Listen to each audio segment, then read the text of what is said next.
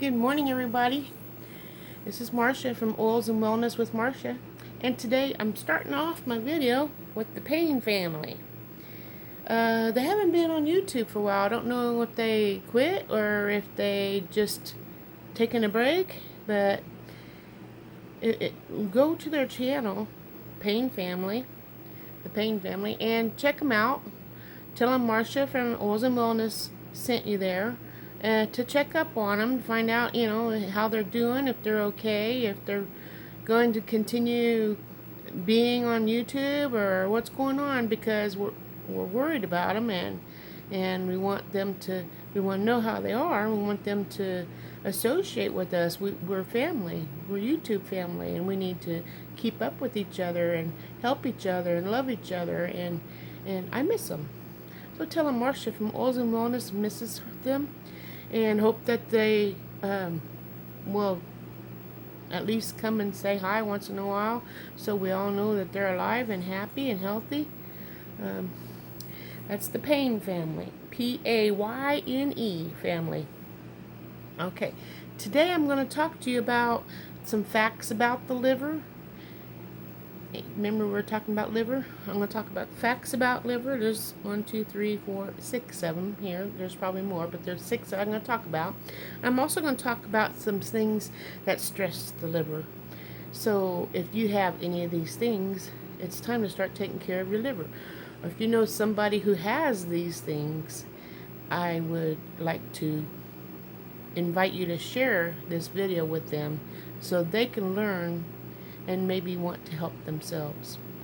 And later on in the video, I will be having a little quiz, and anyone who answers the quiz properly will get a free sample of my Peace and Calming essential oils that will help with your stress, help calm you, and so to have a less stressed day, whatever day you use it. So let's get started. Stay tuned so you can catch the question so you can answer it. But anyway, facts about the liver. Number 1,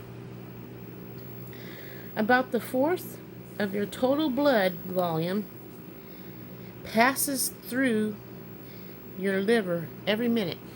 1/4 of your blood passes through your liver every minute.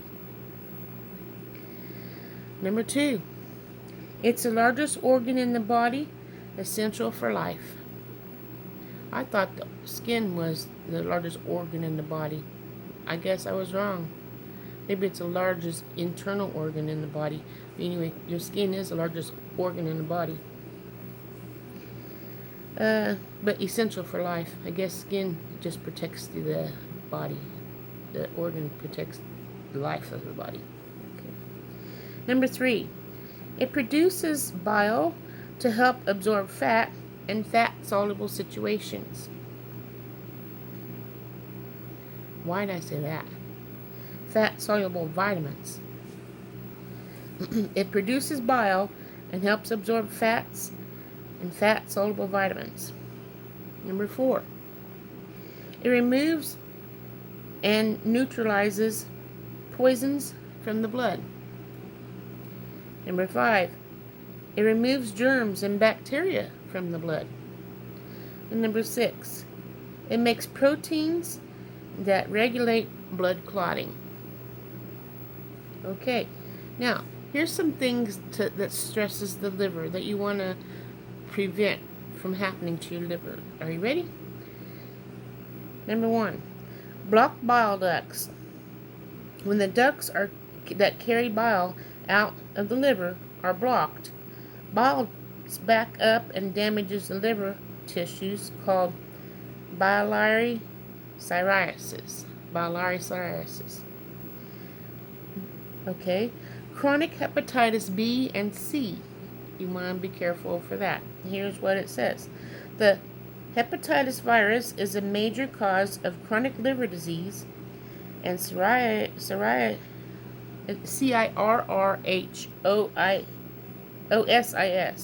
I'm calling that psoriasis. Maybe I pronounced it wrong, but cirrhosis. In the United States, hepatitis viral infections causes inflammation and low-grade damage to the liver, which eventually leads to cirrhosis and death. Diabetes, protein malnutrition, obesity, and corticosteroid use. Any of these can cause non-alcoholic let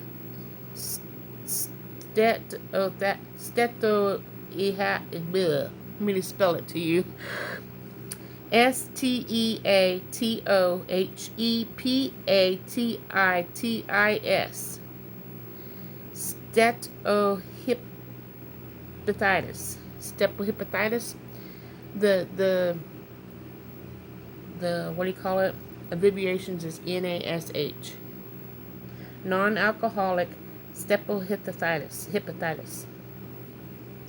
The NASH results in deadly fat buildup and essentially cirrhosis of the liver. Exposure to chemicals and parasites. Yes, we all have parasites, worms and things like that inside our body. Every one of us. But we can control them and we can get rid of the bad ones. Because I think you need them to help eat the bile and help clean you. I don't know exactly everything. I'm not a doctor. But I'm learning and I'm trying to help others. Anyway, toxins, the pharmaceutical drugs, pharmaceutical drugs, you know what I'm trying to say, pharmaceutical, whatever they call it in the drugstore, pharmaceutical drugs, and parasites contribute to liver problems.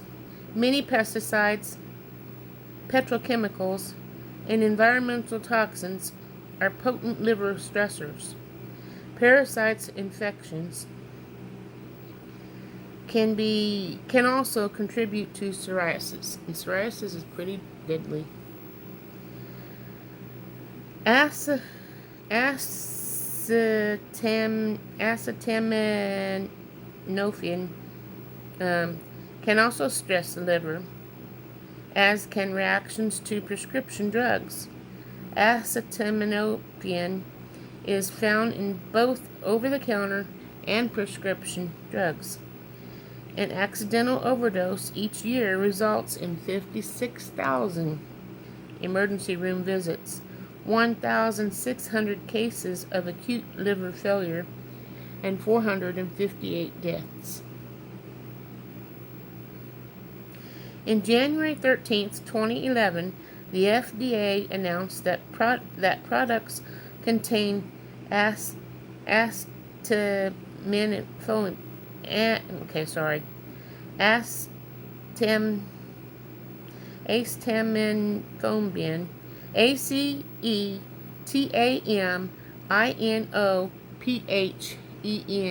I'm sorry, these words are for doctors, not for someone that didn't go through that much in college. I'm trying. Okay. The FDA announced that products containing acetaminophen cannot contain more than 325 milligrams of acetaminophen. I got that word. And the labels must warn of the potential risk of severe liver injury. Now, the inherited diseases. Alpha-1 antitrypsin, antitrypsin deficiency, Wilson's disease, galactosium, and glycerin storage diseases and inherited disorders that result in malproduction, malprocessing, and malstorage by the liver of enzymes, proteins, and metals. An iron overload. Excess iron in the diet can stress the liver, especially in individuals who is genetically unable to dispose of the sequester diet iron. It contains a hemotype liver pathology. Stay tuned. The question that you need to answer to win your Peace and Calming's coming up. See, non-alcoholic steatohepatitis, or NASH, that I mentioned earlier. This condition causes fat buildup and eventually cirrhosis in the liver. This type of hepatitis appears to be associated with diabetes, protein malnutrition, obesity, coronary heart disease, and cholesterol treatment. Poor diet. Now, there's a lot of things that can cause liver problems, and I think I have a few of them myself, like poor diet. I don't eat right. Do you? Anyway, poor diet. Excess intake and refined carbohydrates and sugars can cause fatty liver or liver degeneration over time. Diabetes, protein malnutrition, obesity, and cortisone treatment can also cause fatty liver. Coffee and colas, or some people call them sodas, coffee and colas, or sodas, because the liver is the cleansing organ in the body, it has to cleanse and filter the toxins and wastes out of the blood. If the liver is too overloaded and cannot function optimally,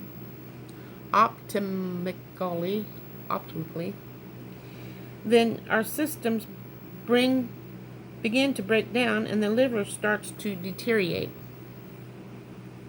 Coffee is a liquid loved by millions of people all over the world, but it does not change the fact that it has damaging effects on the liver and other organs in the body. Coffee promotes aging against the high amounts of cadmium. Cadmium is a toxic heavy metal, interferes with immune functions, nerve conductions, and hundreds of other physiological systems. Cadmium stays locked up in the body for decades. Researchers estimate that its biologic half-life is up to 38 years that it can be inside the body. According to the Agency of Toxic Substances and Disease Registry, coffee blocks the absorption of zinc, and we all need zinc now, ever since 2020, which is one of the few minerals that can counteract and neutralize cadmium. The caffeine in coffee and colas, or sodas, whichever way you call it, soda or colas, acts as both the stimulant and a diuretic, and is related to lower calcium and trace mineral levels in the body. Caffeine increases the stress hormone cortisol in the body, which, if produced in excess, can result in high blood pressure, adrenal exhaustion, and diabetes.